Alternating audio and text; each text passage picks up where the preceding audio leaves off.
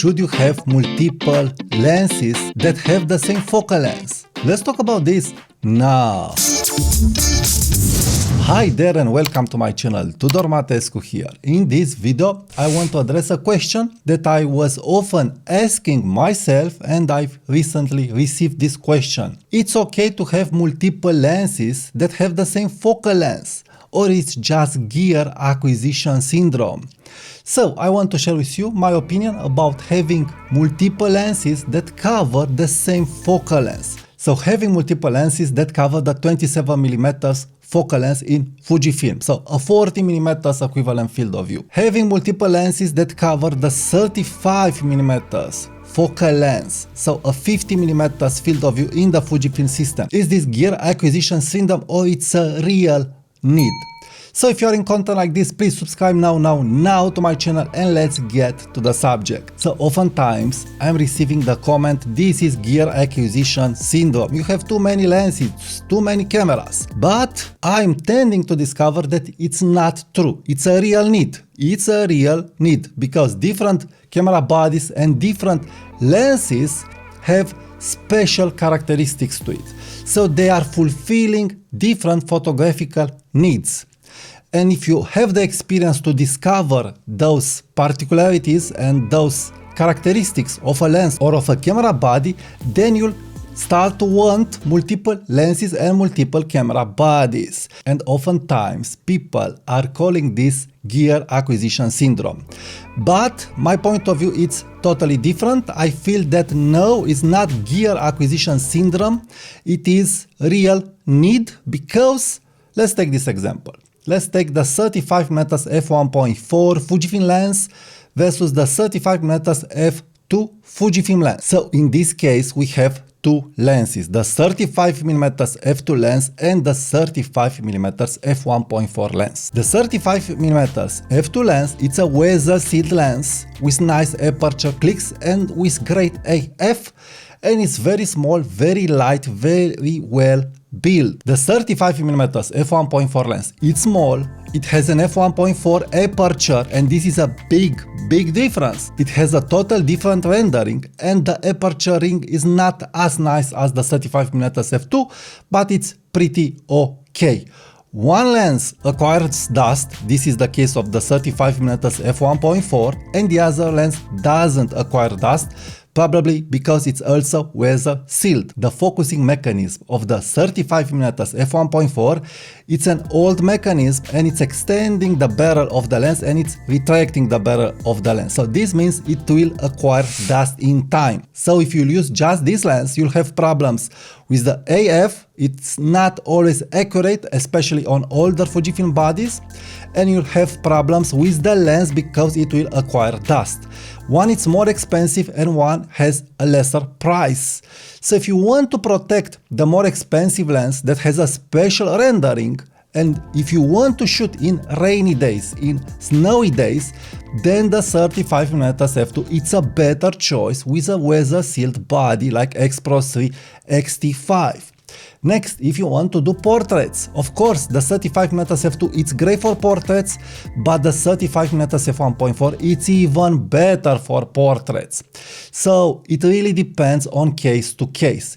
Just in this case, and this case is exceptional, the weight and size of these two lenses is overlapping. So both lenses are very small and they have the same size and weight. In this case, it doesn't matter at all. But if we will compare the 30cm lenses, then we will be able to observe that the 30cm f1.4 lens has a bigger size and weight compared to the 35mm f2 compared to the 35mm f1.4. In general, this is a buying decision factor.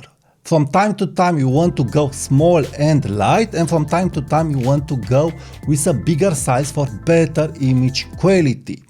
In the Fujifilm case, we have the 30cm f1.4 that has a different field of view compared to the 35mm f2 and the 35mm f1.4. Also, it has better image quality and it has a totally different rendering. So, does it make sense to have three lenses that basically cover the same focal length. For a beginner, no. For a beginner, it doesn't have sense. For someone who doesn't have enough experience in photography, no. It's hard to understand why would you need 3 lenses with the same focal length and with a similar aperture. But for an experienced photographer, yes, it does make sense in this case in the Fujifilm realm. So in this case, yes, it does have sense to have multiple focal lenses. This is also true for the 40mm field of view in the Fujifilm realm. We have the Fujifilm lens, the 27mm f2.8, we have the Voigtlander lens 27mm f2, and we also have the Viltrox, a big chunkier lens, 27mm f1.2 AF lens. The Fujifilm lens, the small pancake lens, it has weather sealing, nice clicks AF, and an okay rendering sharp at pixel level, but nothing special to it. It's a pancake lens, it's doing the job, it's okay for what it is. But the Voigtlander lens, it's another discussion. It has an f2 aperture, and this is a big difference between f2.8 and f2. It has a great manual focusing system, and it has great micro contrast and great rendering. So again, these lenses are completing each other's. When you want AF, you can use the Fujifilm lens. When you want manual focusing with great micro contrast with subject to background separation, you can use the Voigtlander lens. So yes, you need 2 lenses. But if you want better image quality in the same field of view, then yes, the Viltrox 27mm f1.2 can be for you. An f1.2 aperture. So, big difference. Yes, 3 lenses. For a beginner, does it have sense? Probably not. But for an advanced, experienced user, yes. Now, let's talk about the 35mm field of view in Fujifilm, and in this case we have 23mm focal lenses. We have the X100V, we have the 23mm f2 from Fujifilm, we have the 23mm f1.4, Mark 1 and Mark 2 from Fujifilm, different lenses, how they are rendering images, different renderings, and also we have here Viltrox 23mm f1.4, and we also have a Sigma 23mm f1.4. So, do you need multiple 23mm focal lenses on Fujifilm? From my point of view, yes, it really depends on what you want. In my case, in this particular case, I'm very satisfied with the Viltrox lens. Yes, I would have wanted a little more sharpness and a little more resolution, but I am so much loving how the Viltrox lens is rendering that I'm okay in accepting the flaws of this lens, like purple fringing and all kinds of tidbits and lack of sharpness in some situations and lack of resolution on X-T5. But the final image, it's so great, then yes, I have no problems in preferring this lens. I'm preferring this lens compared to the X100V, X100VI lens. I'm preferring so much more the Viltrox lens. Also, the 23mm f2 Fujifilm lens, it's not a lens that I've tried, but it's a pretty criticized lens. For my eyes, I feel it's okay. It's like the X100V lens. In the end, it doesn't matter that at minimum focus distance it's not so sharp, and the next Fujifilm lens that it's appealing to me, it's the 20mm f1.4 Mark II WR, because it's a very sharp modern lens, and if it has the rendering and the looks of the 18mm f1.4, I'm pretty interested in that lens, but not so much because I don't like the size and weight. So in my particular case, in this field of view, I am settled with the Viltrox lens and with the X100V, X100VI lens in the future. But in this field of view, in this particular field of view, in the Fujifilm realm, my go-to lens, it's the Viltrox lens. I'm really loving very much how this lens is rendering. It's a Minolta with AF on Fujifilm with a mist filter. The results are really great, and I'm totally loving this lens on the Fujifilm system. This is also true on other systems. You have their lenses that are completing each other's.